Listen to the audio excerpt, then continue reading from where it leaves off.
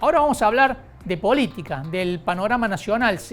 Hay mucho movimiento a nivel nacional, mucho movimiento también a nivel provincial, año de elecciones, año en que se va a renovar el poder a nivel nacional, el poder a nivel provincial, y vamos a hablar con Gustavo Córdoba, consultor político, para ver, bueno, cómo están cada una de las fuerzas. ¿Qué tal, Gustavo? Buen mediodía.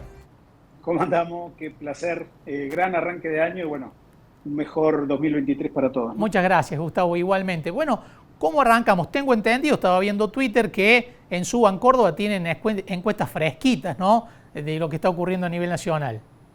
Sí, primero me gustaría hacer un contexto porque por ahí la política todavía cae en la tentación de subestimarlos a los contextos y de creer que todo es una cuestión de decisiones políticas, ¿no? Y la verdad es que el contexto actual de tanta bronca acumulada de tantos años, con la ineficacia de gobiernos de signo ideológicamente opuestos en materia económica, configura un escenario muy particular que no podemos dejar de señalarlo, ¿no? Lo que sí podemos decir en este punto es que este es un buen momento para que las fuerzas políticas, de manera profesional, investiguen, releven, vean cuál es el andarivel más adecuado, cuáles son los candidatos que puedan rendir mejor en segunda vuelta y no tanto en primera o en las primarias, estudiar estratégicamente las PASO porque son una herramienta ordenadora de la oferta política electoral presidencial.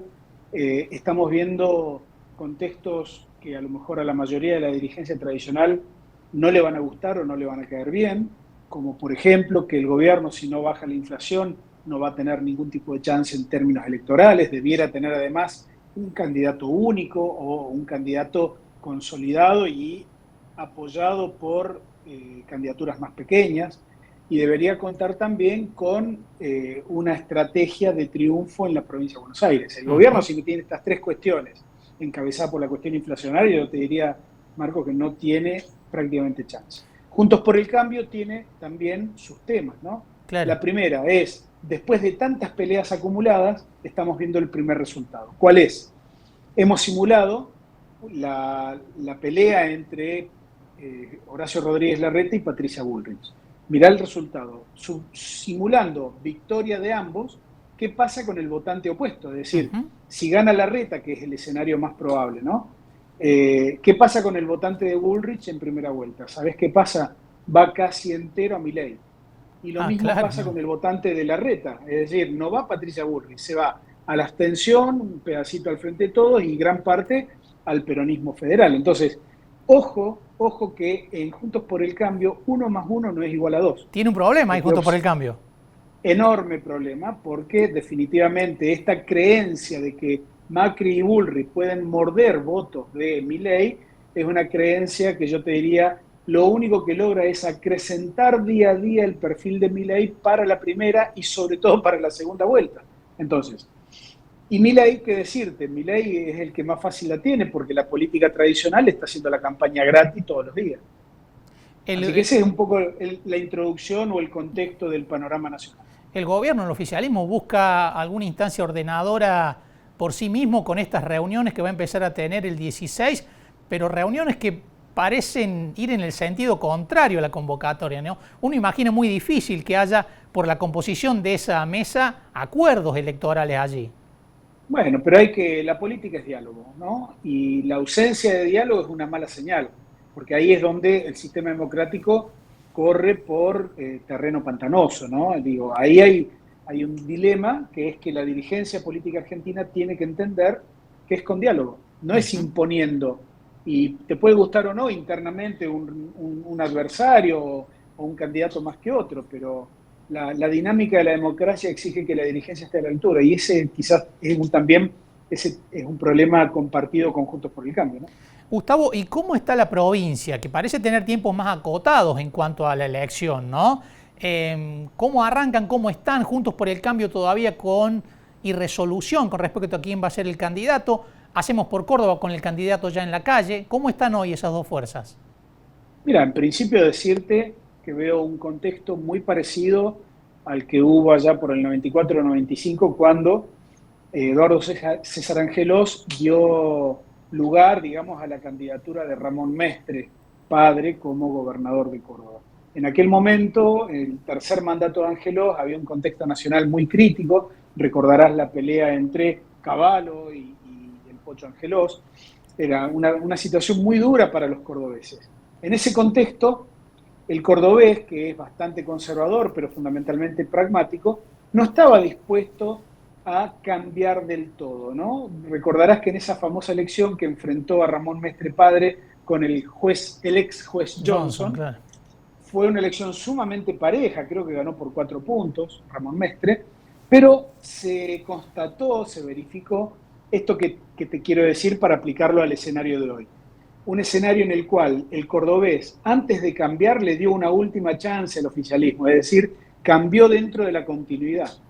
Y por eso Ramón Mestre padre fue electo gobernador. Yo hoy a Yarlora lo veo como respecto de Schiaretti como el Ramón Mestre de Angelós de aquel entonces, ¿no? Creo que la sociedad cordobesa encuentra en Yarlora una última instancia para ver la continuidad de este cordobesismo que propone Hacemos por Córdoba, y del otro lado, te diría, lo que se ha visto y lo que se ve incluso al día de hoy, es la incapacidad de la dirigencia de Juntos por el Cambio de siquiera ponerse de acuerdo en el método para definir las candidaturas. Claro. Así que imagínate, si uno ve el simbolismo de eso, en si eso van a hacer cuando gobiernen, no hay demasiados incentivos para esta sociedad pragmática y conservadora como somos los cordobeses para buscar a Juntos por el Cambio como una alternativa para lo provincial, ¿no?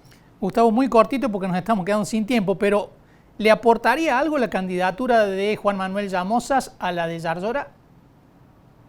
Es difícil verlo, difícil verlo porque, primera premisa, nunca un vicegobernador le va a aportar al gobernador más votos de los que el gobernador ya saca. Esta es una premisa general. Ahora, lo que hay que tratar de lograr es que el candidato a vice por lo menos no reste, y ahí hay que ver, hay que investigarlo, ¿no? La característica de si Llamosas puede al menos no generarle un rechazo en algunas zonas de la provincia. En principio te diría que no, pero habría que investigarlo. Gustavo, muchas gracias, como siempre. Al contrario, abrazo. Un abrazo. Gustavo Córdoba, consultor, director de Suban Córdoba y Asociados, encuestadora provincial. Este es el panorama con el que arrancan según la visión y las mediciones que está haciendo esa consultora a nivel nacional las dos fuerzas predominantes con problemas serios. Por supuesto, quien más problemas tiene es el gobierno nacional por la situación económica, por la situación de efervescencia constante política que tiene hacia adentro, pero Juntos por el Cambio también con problemas importantes, porque mientras no defina qué propuesta electoral tiene y qué perfil, qué personalidad tiene como fuerza política, bueno, los votos se le van o se quedan de acuerdo a quién sea el candidato. Un escenario nacional que empieza a configurarse y que va a llegar a las PASO. Hay que ver cómo llegan estas dos fuerzas, cómo resuelven sus desacuerdos que los están mostrando y mucho hacia afuera. Hemos llegado al final de Mensaje Directo. Nos vamos a reencontrar el viernes, como siempre, a las 12:30. Chao, que tengan buen día.